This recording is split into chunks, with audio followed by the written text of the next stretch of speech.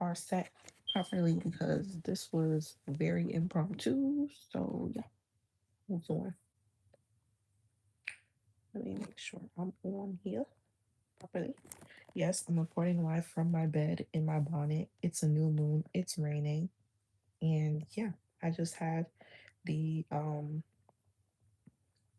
idea to go live because I just saw Wicked and I was like, you know what? There we go. Got some light. I was like, you know what? Let's talk about it because this movie was too long, too rich, too impactful, too colorful, too well done to just talk about in like a short 3-minute video or something because I was having trouble even pinpointing what I wanted to discuss because there's so much.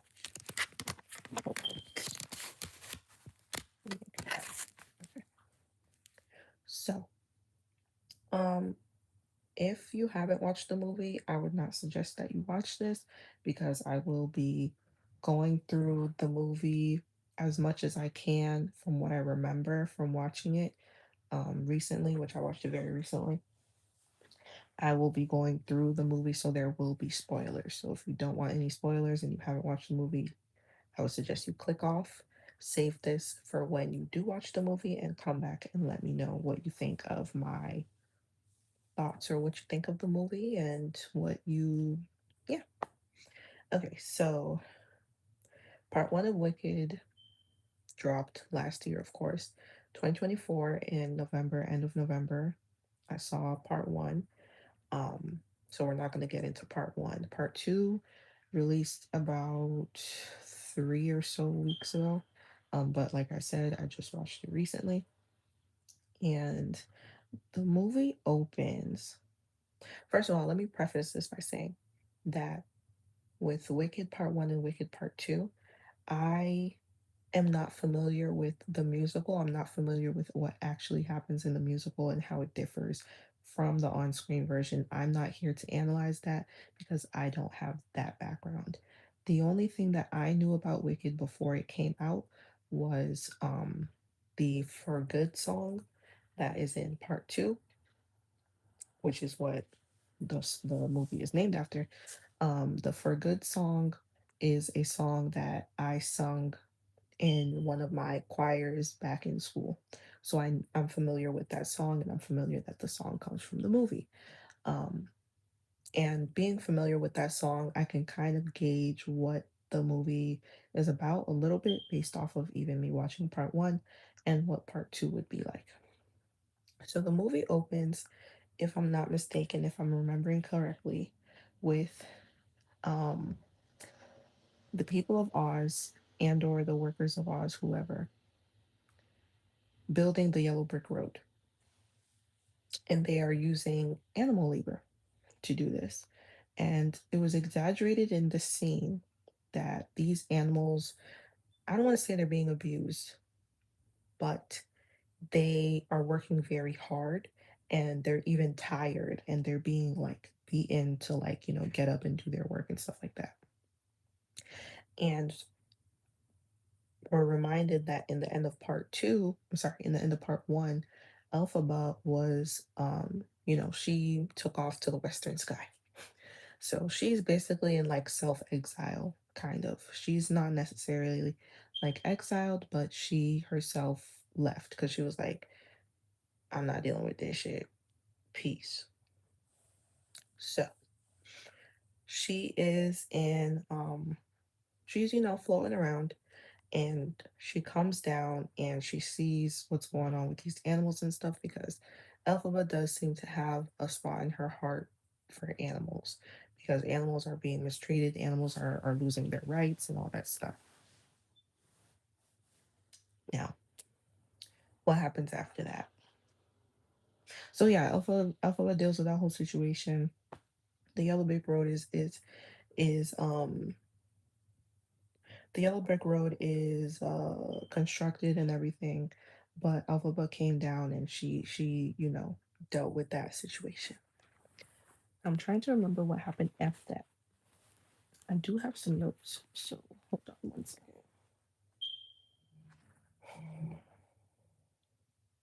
Give me a moment. Give me just a clock tick.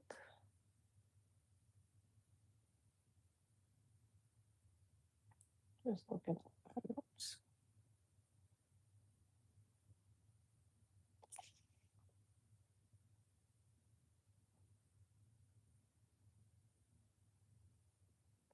Yes, so as Elphaba is doing that, then Glinda on the other side, because Glinda is now made to be the people's person, whether it's against her will or not, or something that she wants or not, she is now made to be like the people's queen, the people's princess. And she is in her little, palace, whatever. And Madame Marable, because Madame Marable is the HBIC, comes and speaks to her, whatever, da da da. Glinda, you're so good, and blah blah blah. They're basically love bombing her. So they give her they gave her this bubble for her to transport in.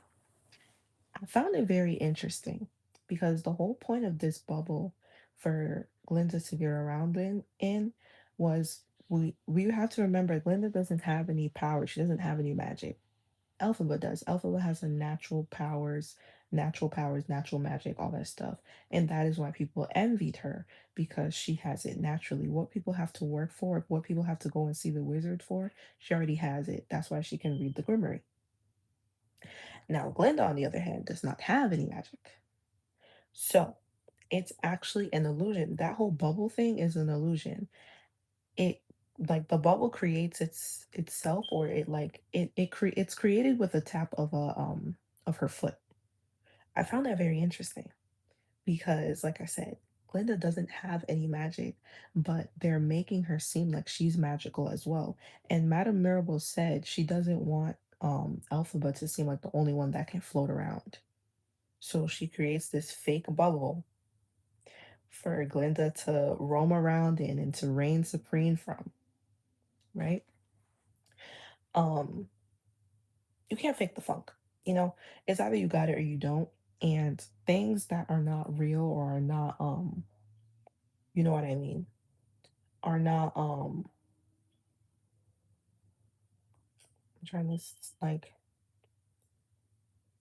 it's it looks nice to the people because like they said, um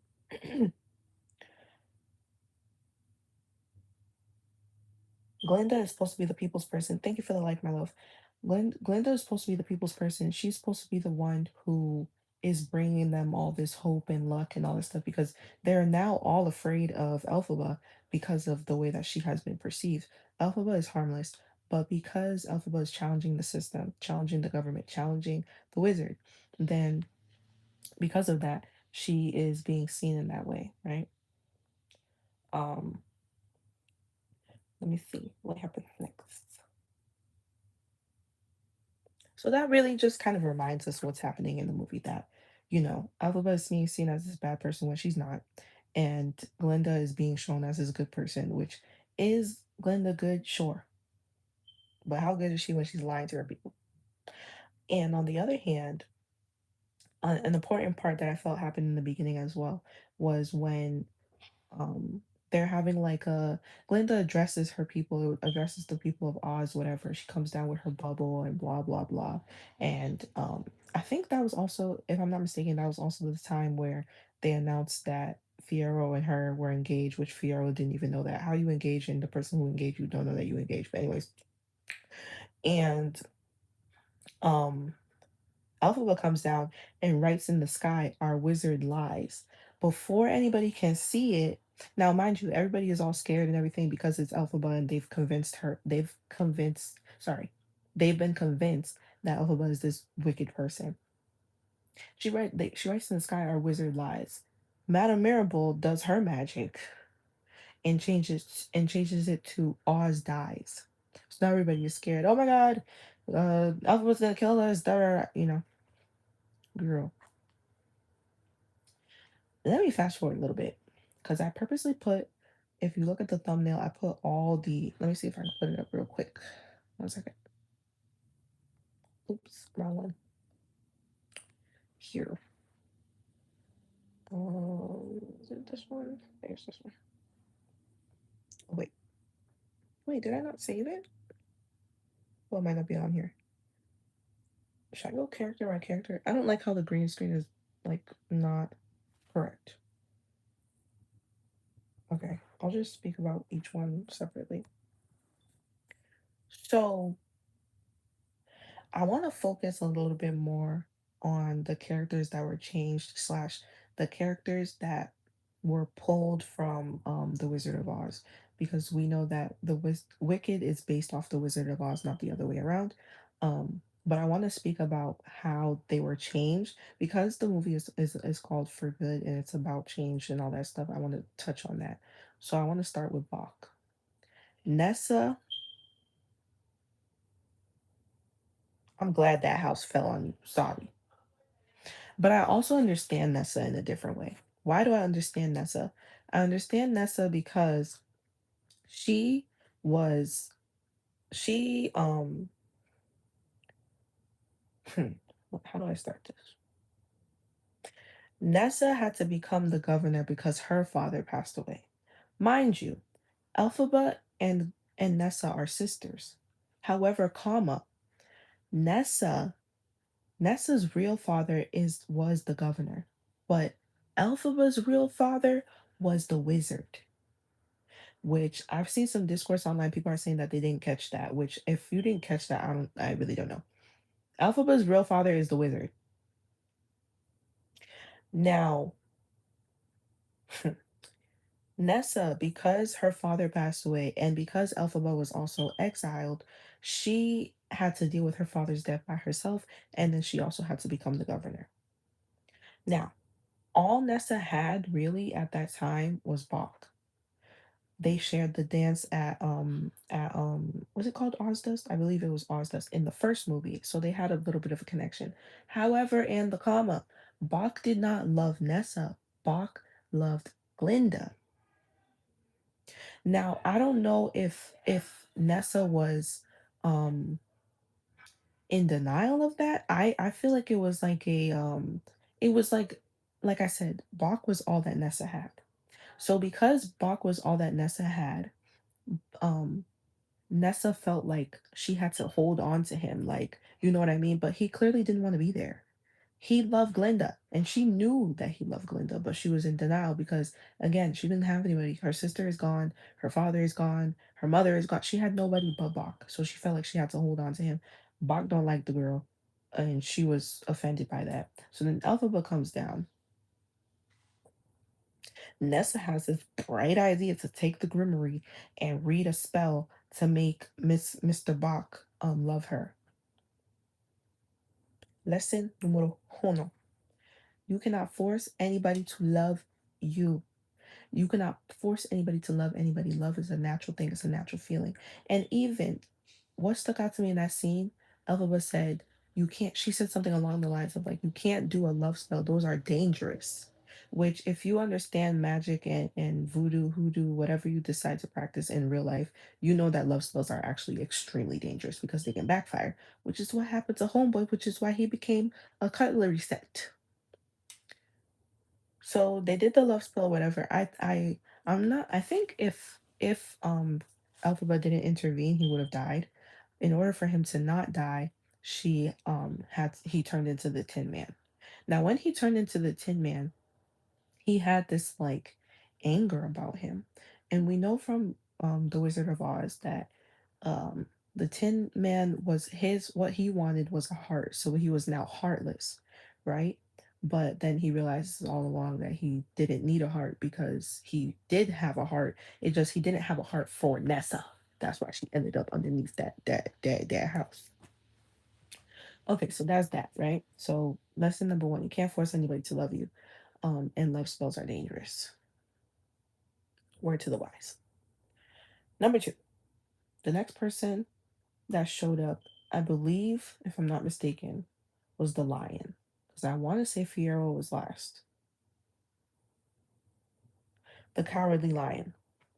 This is the lion that Elphaba and Fierro saved. Technically, Fierro did that, but they blame it on Fierro because yeah, blame it on. I mean, sorry. Technically, Fierro did that, but they blame it on Elphaba because, of course. Um, sorry guys, I'm trying to get comfortable.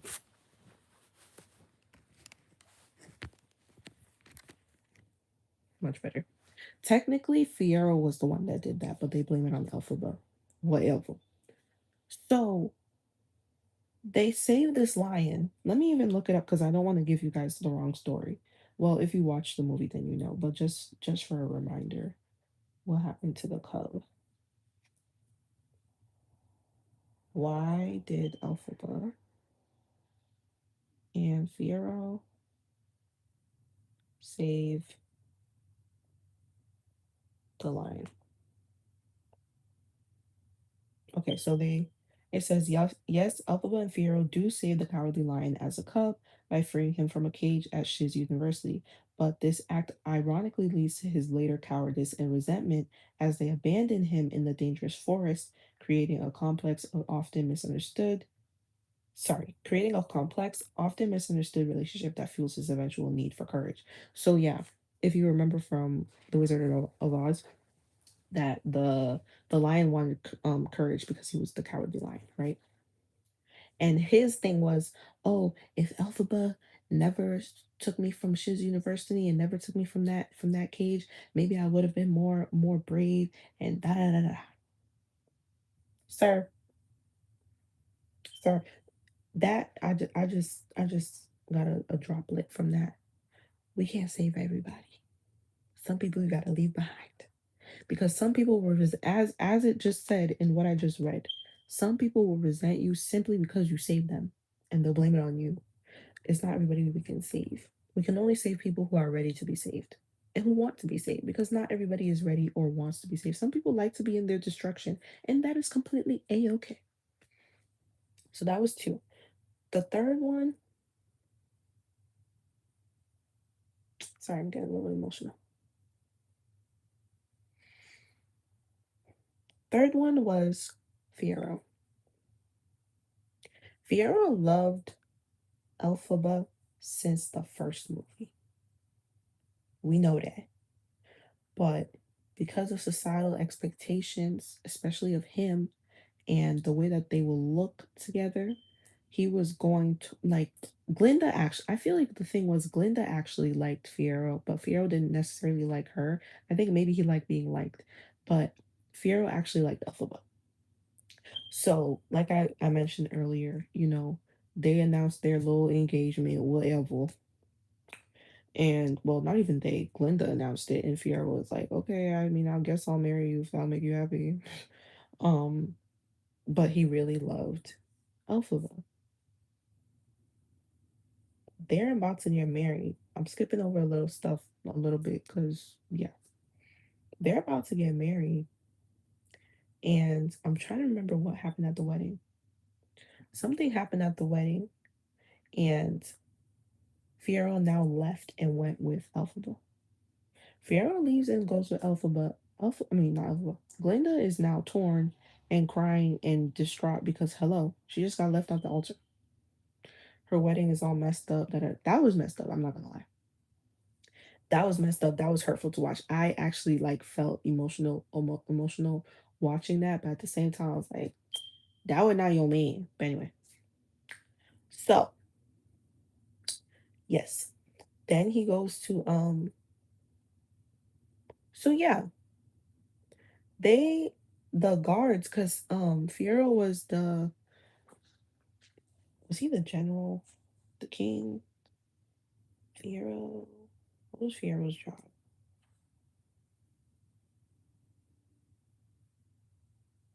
Fiero was the prince. He was the captain of the guards, who the guards were supposed to guard them from Elphaba. So it was ironic, but like I said, societal pressures and stuff. Now I'm gonna look up one more. Why was Fiero arrested?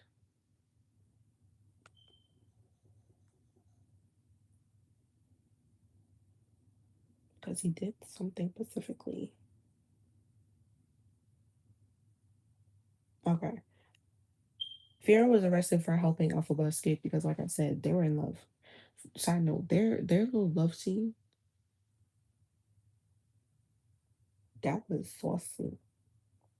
What is Wicked rated? Because I was like, if they're children that are watching this, I don't think that's appropriate. What is Wicked's rating? It's rated PG.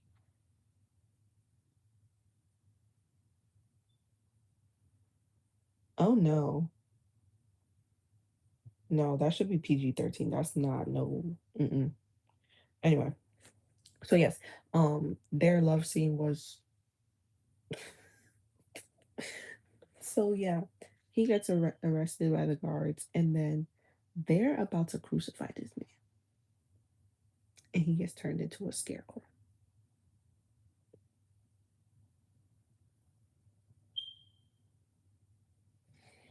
They didn't have to do my man like that. They did not have to do it.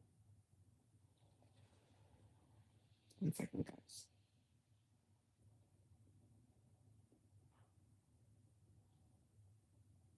So they're about to kill him because they're about to. Sorry, I don't think I can say it on YouTube. They're about to unalive him. They're about to torture him and all that stuff because they put him up on like a thing that looked like a cross. Because you know how scarecrows hang, right? That's why he got turned into a scarecrow. So in order for him not to be unalived, Alpha sees it, which this was a little bit hard to display in the movie, but if you have a little background, you understand. She sees it and she again casts a spell to save him from being unalived, and that's what turns him into a scarecrow. And scarecrows never unalive, so now he will live forever, right? Um, yeah. So could we say that's another lesson of it's kind of interesting because that's like the opposite of what happened with Bach. Fiyero got turned into a scarecrow because he's going to love Elphaba forever, right?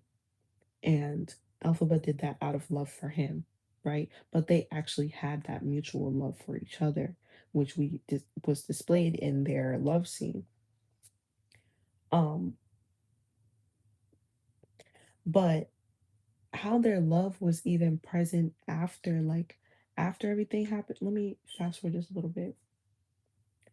Um, I'm getting a little emotional thinking about the actual scene where they sung for good. That was too much. That was too much. And then the way that Elphaba, so we have, okay, let me back up just a little bit. So Nessa gets under that house. Glinda now gives Nessa's shoes to Dorothy. Why? Don't know. Glinda and Elphaba now have this fight. And then we fast forward, we keep going forward, whatever. And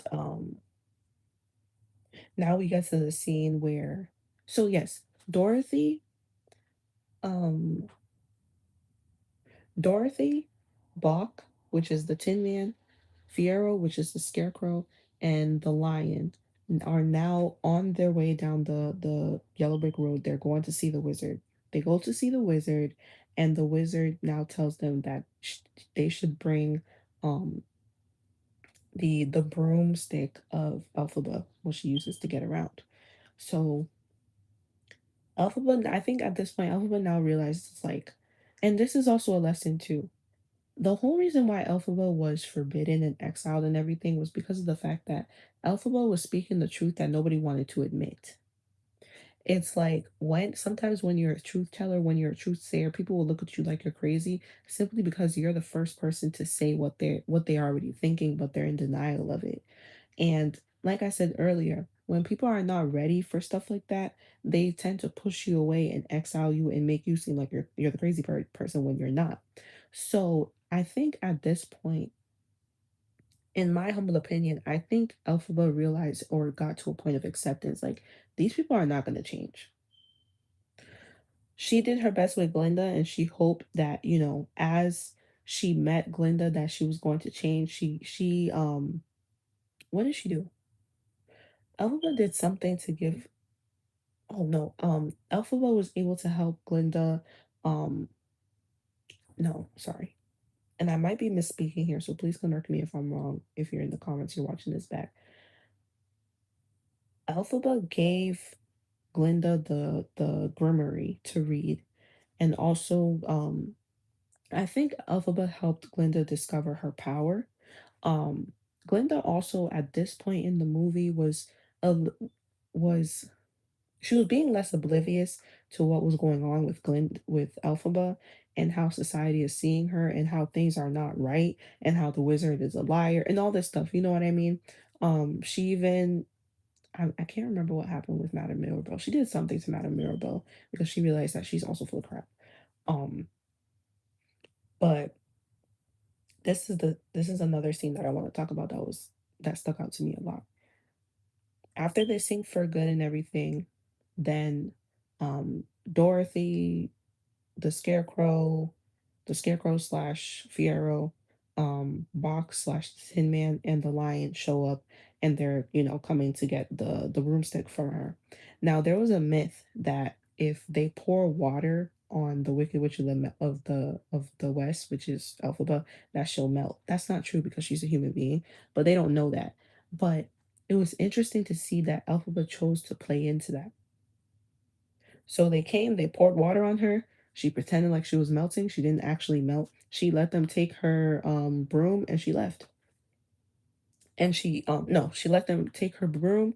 Um Fiero came back and they ran off into the sunset and she left. Sometimes that's how it is. We can't save everybody. Although a lot of us like respectfully generational curse breakers, people who are leaders, as in like we're the first ones to do things in our bloodline. We can't look back and try to save all these people. That's not our responsibility. We have to save ourselves. We can try, but it gets to a point where we got to be like, all right, I've done my best and I can't do this anymore. I'm gonna leave y'all mother effers to do what you want to do. One, two, also have to allow these people to think what they want to think about us. If they want to say I'm the Wicked Witch of the West, then so be it. I know the truth, and they will discover the truth eventually, or maybe not. That's up to them, right? So this movie was very thick with lessons, very thick with besides the imagery and the music and everything. The movie was beautifully done, in my humble opinion, but very thick with messages and lessons.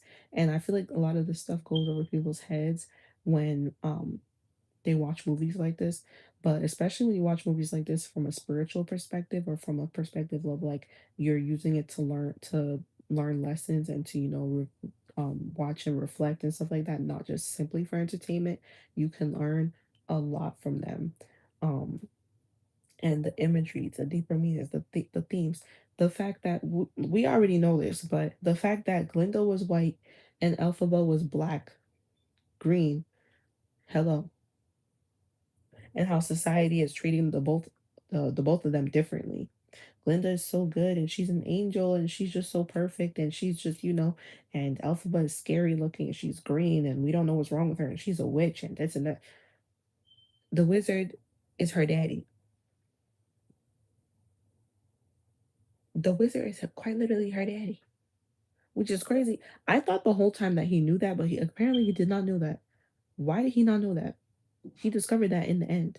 And also, this reminds me, speaking of the wizard, that Glinda in the end had the wizard leave because she was like, "You're not doing anything here. You're not helping us, and you're a liar. Get out of here." But she was only able to discover that by listening and empathizing with Elphaba, by creating that, like, by having that, like, sisterly, friendly love with Elphaba, because that is the whole essence of the movie. She was changed for good. In the lyrics of the song, hold on. Let me look it up so I can quote it directly.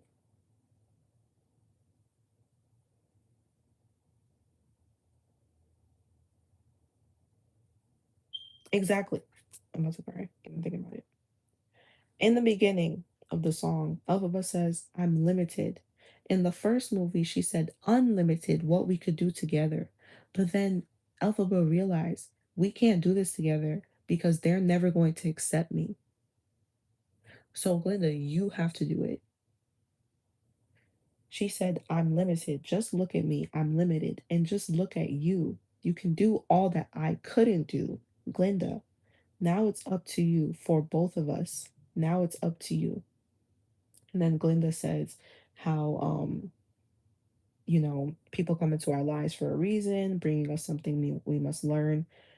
Perhaps the only reason why Elphaba came there was to show Glinda that if you're going to be Glinda the Good Witch and you're going to be for good, you need to see what's actually going on and actually do some good for your people instead of just saving face.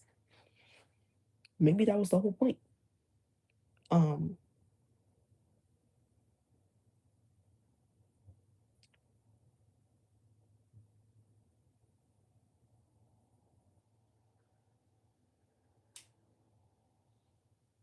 yeah. And then they say, who can say if I've been changed for the better? I do believe I have been changed for the better.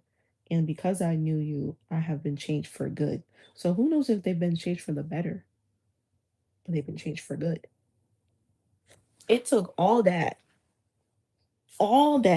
two movies for Glinda to finally be changed for good and realize, all right, these Oz people are really effing stuff up. Like maybe I should get my act together and like, I don't know, maybe, like I don't know, maybe, do something instead of just saving face and acting like I'm señorita perfecta and actually do something. And like Elba said, she's limited. At this point, hey man, these people not gonna listen. So they're gonna listen to you. Clearly, you have more favor than I do. Respectfully, you have more favor than I do. That's your magical power. So use your power to your advantage to help these people and stop acting like a freaking airheaded brat. Get out your bubble and get in the field. So yeah, beautiful movie, great movie. Like I said, to watch from a spiritual perspective.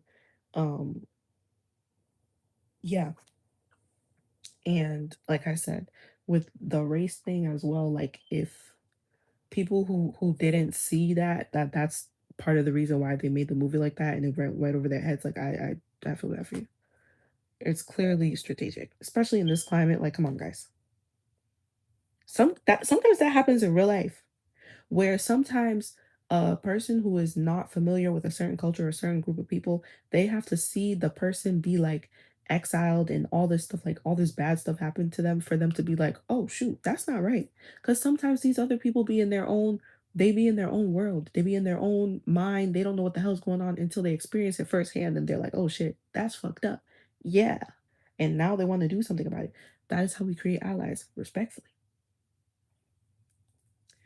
So yeah, guys, I just wanted to make a a video about that movie.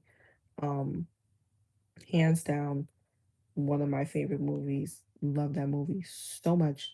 It means so much to me personally, but it's also a beautifully done movie. I loved, I think they call it the score, like the music and everything, not just the actual music, because I was looking at the soundtrack. The soundtrack is only 46 minutes. It's only like I think it's like 10 songs or something. It's not that long, but the actual music they put through the movie to create that feeling of, remind you of certain songs, remind you of certain moments.